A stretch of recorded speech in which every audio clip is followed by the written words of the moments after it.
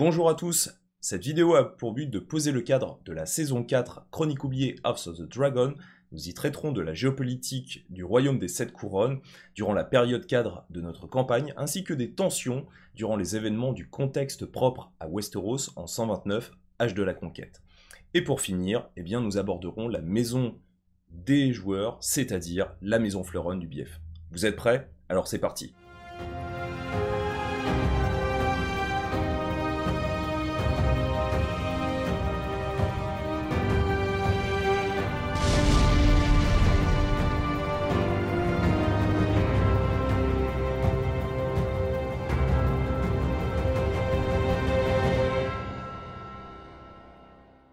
Notre histoire se déroule dans le royaume des 7 couronnes, sur le territoire de Westeros, un peu plus d'un siècle après la conquête d'Aegon Targaryen, venu sur le continent suite au fléau de Valyria qui détruisit le cœur du vaste empire de Valyria sur le continent d'Essos.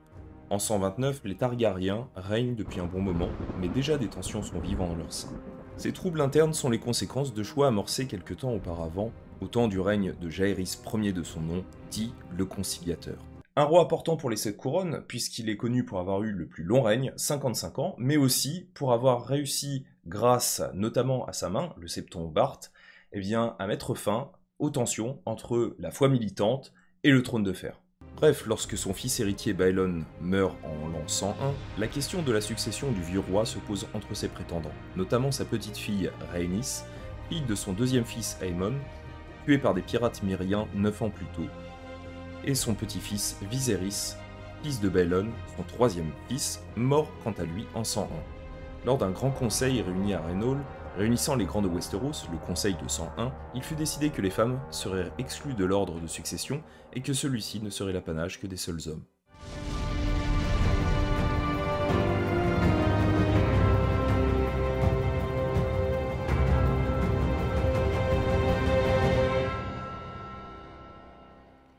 Viserys devint donc roi à une large majorité et monta sur le trône de fer en 103, âge de la conquête. Son frère Daemon eut un rôle dans la gestion du royaume par son aîné. Tantôt soutien, tantôt opposant au roi, Daemon sut se tailler une réputation sulfureuse au fil des années, notamment en 106 lorsqu'il s'allie à Corlys Velaryon de la Marque, dit le serpent de mer, pour se tailler un royaume au degré de pierre, couronne qu'il abandonnera par la suite. Mais revenons au règne de Viserys Ier du nom, Targaryen, et à ce qui mena donc plus tard à la guerre civile connue dans les livres d'histoire de Westeros comme la danse des dragons. Viserys se maria une première fois et eut une fille, Rhaenyra, qu'il aimait par-dessus tout, faisant d'elle officiellement, malgré le conseil de 101, son héritière présomptive du trône de fer en 105, n'ayant pas de descendance mâle suite à la mort, la même année, de son épouse Aemon Arryn.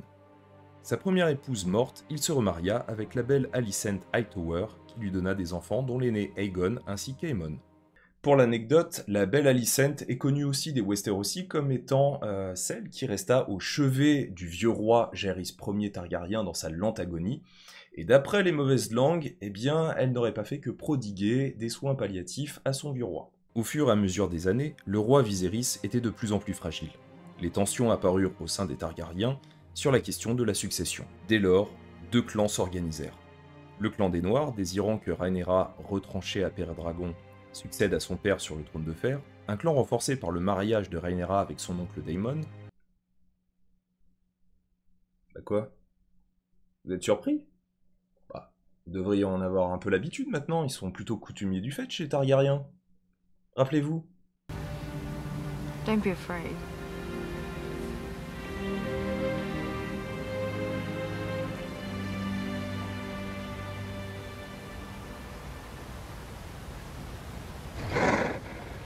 De l'autre, le clan des Verts, structuré autour de la reine Alicent et de son père, la main du roi Otto Hightower, imaginant que pour seul héritier Aegon, le fils qu'Alicent avait donné au roi. C'est dans ce contexte que les joueurs vont intégrer cette grande histoire.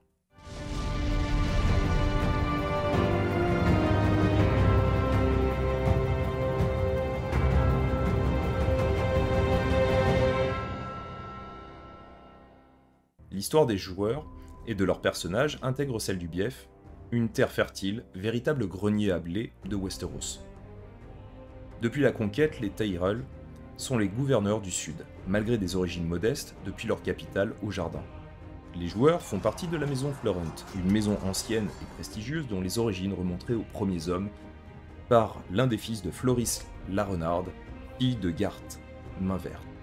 Géographiquement situé à l'ouest du Bief, le cœur de leur pouvoir rebrillant se trouve au sud de l'embouchure de la Mander et près des sources de l'Hydromel, non loin de la route de la Rose entre Haut-Jardin et Villevieille, la cité la plus ancienne de Westeros et siège du pouvoir des Hightower. L'histoire récente des Florent s'entremêle à celle de la maison Blackbar. En effet, un mariage fut organisé entre les deux maisons il y a de cela une trentaine d'années, entre Jon Florent et Jaehaerys Blackbar. Celle-ci donna 3 enfants au futur Lord Florent, les jumeaux Alester et Riam, ainsi que leur petite sœur Célise. Vers 102 après la conquête, Jaehaerys meurt brutalement et c'est le début de vives tensions entre Jon Florent et Reuben Blackwater. Des tensions menant jusqu'à des conflits indirects à la périphérie des deux terres, notamment à la quasi-fin de la maison Graves, vassal des Florent, dont seul le fils aîné, Arador, survécut. Cette période a toujours été assez trouble, et le seigneur Florent, qui était alors simple héritier de son père Riam le Fort, n'en parle que très rarement.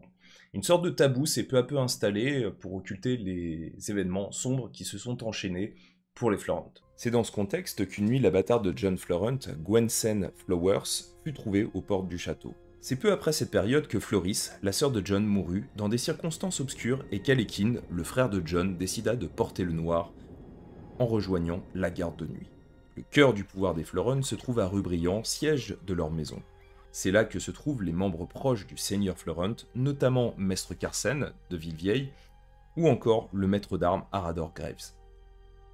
Les Florent tirent leur puissance de 3 éléments. De leur sang, par leur ancêtre Carte Main Verte, personnage légendaire de l'âge des héros qui aurait été le grand roi des premiers hommes. Alors selon la légende, il aurait planté le chêne qui allait donner ensuite le trône de chêne, l'attribut ancestral de la maison jardinier, les possesseurs du Bief avant la conquête et qui a été donc récupéré par les Tyrell par la suite. Deuxièmement, de leur terre abondante et nourricière, enfin, d'une plante ressemblant au Myosotis, poussant uniquement sur les côtes du territoire Florent et utilisée dans la teinture pour son bleu profond.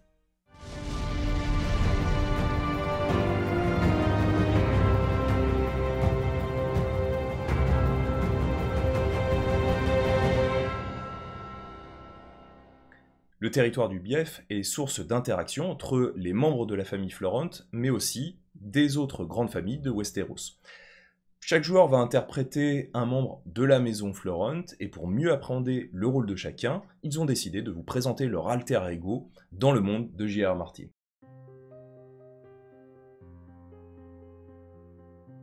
Bonjour, j'interprète pour la saison 4 Arador Grave, un maître d'armes de la famille de Florence. Je suis un enfant qui a été sauvé par Jon Florence de l'attaque des Blackbar au sein de mon village. Je suis le seul survivant et il m'a permis de survivre et d'intégrer sa famille en tant que maître d'armes, qui est quelque chose de vraiment important pour moi. Ryan, un de ses fils, a été un de mes disciples et je suis fier de ce qu'il est devenu aujourd'hui et je vous laisse le rencontrer plus tard.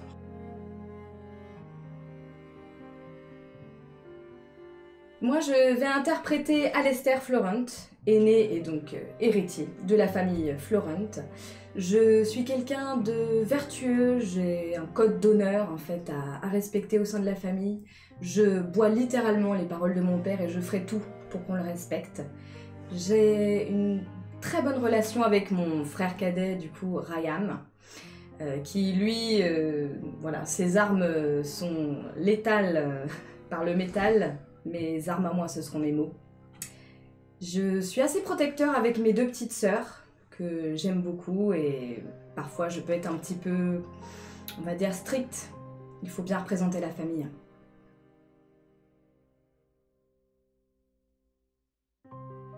Moi j'interpréterai Ryan Florent. Je suis donc le jeune frère d'Alester. Je suis chevalier. C'est-à-dire que c'est moi qui représente la maison au combat. Et mon éducation militaire a été faite par Arador. Et c'est tout ce que vous en saurez pour l'instant.